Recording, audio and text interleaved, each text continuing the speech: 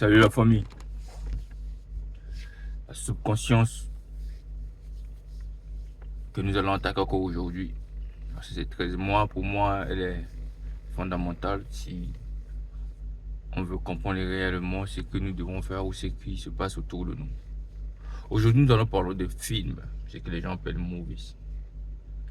Est-ce que vous savez que les films sont les meilleurs outils pour attaquer votre subconscience?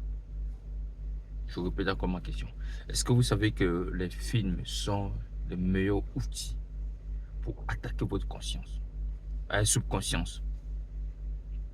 Je vais vous expliquer le scénario, ce qui se passe. Vous savez, un directeur, la rédaction, il est comme le directeur de presse. C'est quoi l'objectif de la presse? C'est de te faire comprendre l'information qu'il veut que tu reçoives. Et vous allez voir que le directeur de la rédaction cinématographique, c'est un individu qui reste chez lui et qui travaille un projet, un scénario. Ce scénario est dans l'objectif de t'expliquer quelque chose qui est vrai ou quelque chose qui n'est pas vrai. Mais l'objectif recherché ici, c'est comment pousser ton émotion à un niveau, impulser ton émotion à un niveau très élevé. Et vous savez, toutes ces choses-là, c'est étudié. Ce que je viens de vous expliquer, c'est quelque chose qui est étudié. Les gens sont restés réfléchis sur les humains, race par race. Et continent par continent. Ils connaissent la mentalité africaine. Ils connaissent comment ils peuvent mettre en place un scénario. Tellement que nous sommes soucieux, tellement que nous sommes amour, tellement que nous sommes vrais pour nous toucher. Et ils avaient déjà implanté la peur. Et deux fois, ils montrent aussi un scénario pour nous créer encore plus de peur. Comme je vous disais tout à l'heure, tu vois un individu, il écrit un scénario où il prend maintenant les acteurs. Et ces acteurs vont produire. Et maintenant, qu'est-ce qu'ils font? Ils promouvoient ce scénario. C'est quoi un scénario? Un scénario, c'est une pensée. Je suis là. Je viens de l'Afrique. Précisément de la Centrafrique. Je décide d'écrire un film. Pourquoi?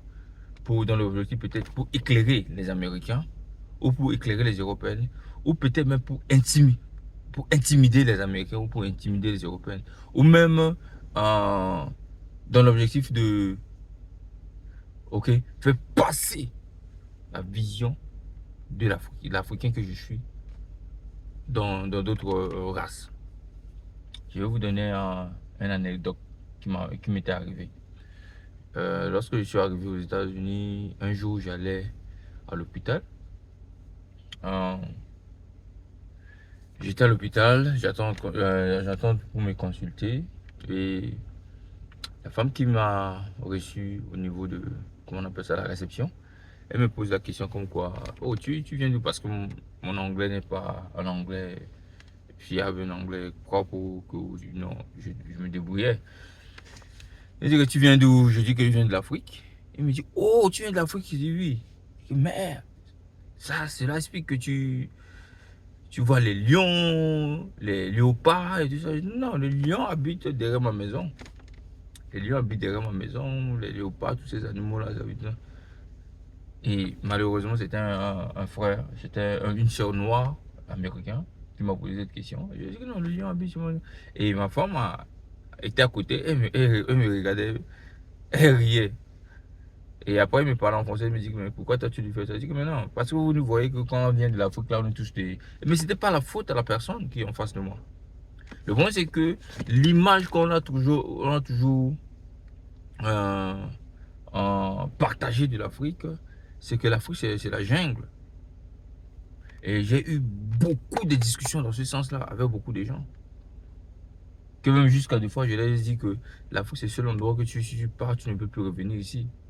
Non, on revient ici, parce que c'est pourquoi on revient ici. Tu vois, c'est pour dire quoi? C'est pour dire que, tu vois, quelqu'un reste, il a écrit un scénario de l'Afrique. Il a dit, l'Afrique c'est la jungle, l'Afrique c'est le lion. Quand on parle de l'Afrique, c'est la première des choses qu'il présente sont les animaux. Quand on parle de l'Afrique, hein, dans tous les documentaires, quand on parle de l'Afrique, on montre l'image d'un Africain ou d'un Européen qui va dans un parc pour faire quoi? Pour regarder les animaux. Et automatiquement, dans la tête des plupart de ceux qui sont à l'Occident, pensent que en Afrique, il n'y a pas des routes. En Afrique, il n'y a pas de maisons, des immeubles. En Afrique, il n'y a pas d'administration. Je vous jure, hein. Parce que peu connaissent l'histoire des Nations Unies, conférence des Nations Unies, là. Les gens ne connaissent pas, hein. Ceux qui connaissent réellement l'Afrique, c'est ceux qui ont voyagé. Pourquoi? Parce que la plupart des documentaires, la plupart des films, la plupart de ce qu'on montre pour l'Afrique, on travaille pour l'Afrique, c'est les parcs qu'on montre aux gens, au monde. On montre rien que les parcs. Pour revenir maintenant à notre sujet, c'est quoi? Vous voyez un rédacteur reste chez lui, il écrit ses scénarios selon sa pensée. Mais non, il y a aussi des gens qui sont derrière ce barreau-là, qui veulent passer leur message, qui veulent transformer, pour imposer leur pensée. Il vient voir ses rédacteurs, il dépose l'argent, il dit bon, dans ce cinéma, là, dans ce mouvement, comment on appelle ça, cinéma, le moving, tu dois écrire ça, tu dois écrire ça, tu dois écrire ça. Les acteurs, qu'est-ce qu'ils font? Les acteurs pratiquent la pensée de ces rédacteurs, de ces scénarios. Ou la pensée de celui qui est venu payer, ou peut-être la puissance qui est venue payer pour que ce scénario soit promouvoir, ou c'est promouvoir, ou c'est, je sais pas. Voilà. Maintenant, les victimes sont les qui? Les victimes sont ceux qui vont regarder ces films. Mais non, c'est qu'il faut qu'on comprenne, on essaie de comprendre ici, c'est quoi? Comment on a ce victime? Parce qu'on a un acteur qu'on a déjà fait, comment on appelle ça? On a déjà fait sa publicité plusieurs fois.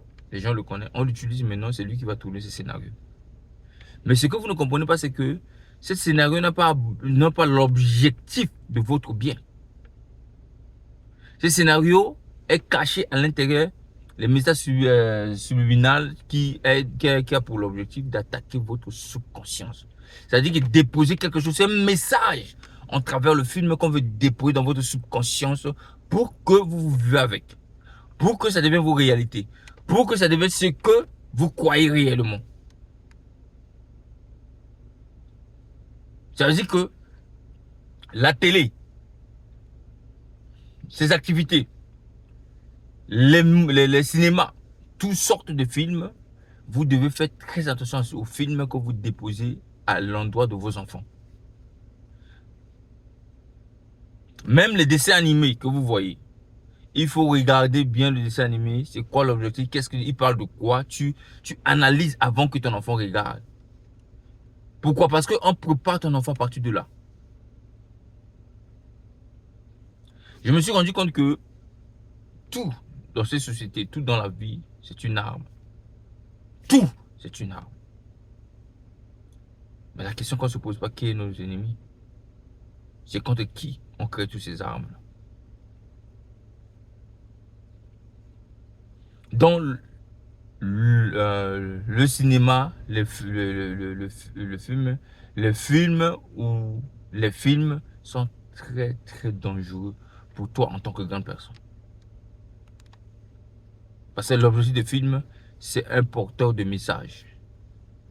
Maintenant, si tu ne comprends pas ce message, quand tu regardes un film une fois, deux fois, trois fois, quatre fois, ces scénarios commencent à intégrer. Des fois, tu commences à parler comme tu as vu dans le film. Des fois, tu commences à t'habiller comme tu as vu dans le film. Des fois, tu commences à marcher comme tu as vu dans le film. Des fois, tu commences à manger comme tu as vu dans le film. Ta subconscience. On dépose maintenant à l'intérieur. Maintenant, on change la personne que tu devais être. On déroute la personne que tu devais être. La subconscience. Nous avons un long chemin pour y arriver. Bon vendredi à tout le monde.